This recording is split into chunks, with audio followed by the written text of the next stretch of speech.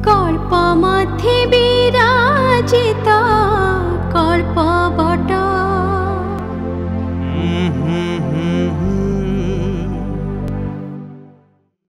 मल्ला परे व्यक्ति गला कुआडे।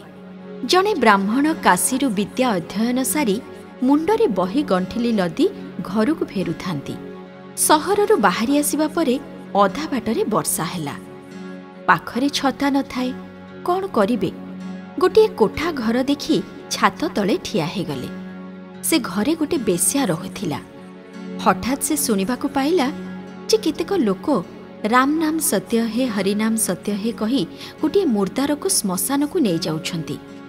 बेश्या गोटे छोट झील को पाखकु डाकी कहिला, गलु देखि आसिबु से मल्ला लोकटी स्वर्ग को गला कि नर्क को गला। पंडितंक कानरे ए कथाटा बाजिगला। से आश्चर्य हे भाबिले, ये तो बड़ अद्भुत कथा। मृत व्यक्तिर गति विषय ए पिलाटी केमिति जानि पारुछि? ए विद्या तो मु एते अध्ययन करिकि मध्य शिखि पारि नाही। किछि समय परे पिलाटी फेरी आसी कहिला, लोकटा नर्क को गला। सेतिकी बेले आउ गोटे मुर्दार को कांधरे नहीं लोके श्मशान को जाउथांती। बेश्या पूर्व परी मृत व्यक्तिर गति जानिबा पई झियोटी को पठेइला। झियोटी मृत व्यक्ति विषय जानि सारी फेरी आसिला आउ कहिला, ए लोकटी स्वर्ग को गला। पंडिते भाबिले, हाय मु एते वर्ष काशी रे पढ़िली, पंडित हेली, तथापि जानि पारु नाही जे मरिबा परे व्यक्ति कुआडे जाउछि। ए विद्या निश्चय शिखिबा कथा। पंडिते ऊपर महला को जाई बेश्या पाखरे पहुंची गले। तांको वेशभूषारू बेश्या जानि पारिला जे से तार ग्राहक नुहंती। पंडित कहिले, माँ मु। बेश्या कहिला, मोते माँ बोली कहंतु नाही, मु तो गोटे बारांगना। पंडित कहिले, किंतु मो पाई तो तुमे माँ भौणी आउ झियो परी सम्मान स्थानिया। बेश्या तांकर आसिबार कारण पचारिबारु पंडिते कहिले, तुमे से झियोटा को पठेइकी जीवर गति विषय जेपरी जानि पारिल, सेई कथा सुनी मु बड़ा आश्चर्य पड़ी जाइछि। वास्तव रे एहा अति चमत्कार विद्या। मु ए विषय टिके जानिबाकु चाहूछि। बेश्या झियोटी को डाकी कहिला, गोसेई को कहिदेलु तू केमिति परीक्षा करी जानि पारिलु जे से लोकटी स्वर्ग को गला कि नर्क को गला?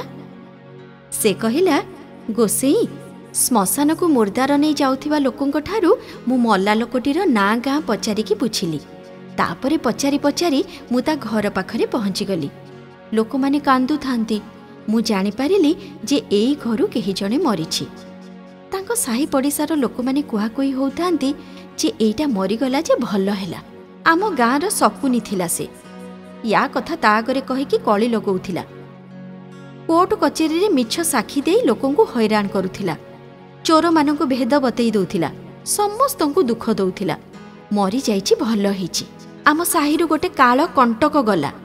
मु लोकमानंक ठारु ता नारे एमिति अनेक निंदा कथा सुनिबाकु पाइबारु आसिकी कहिली जे से लोकटी नर्क को गला। सेई परी मु द्वितीय मुर्दारर घर पचारि पचारि सेठारे पहुंचिली। तांको घर लोके कंदाकटा करुथांती।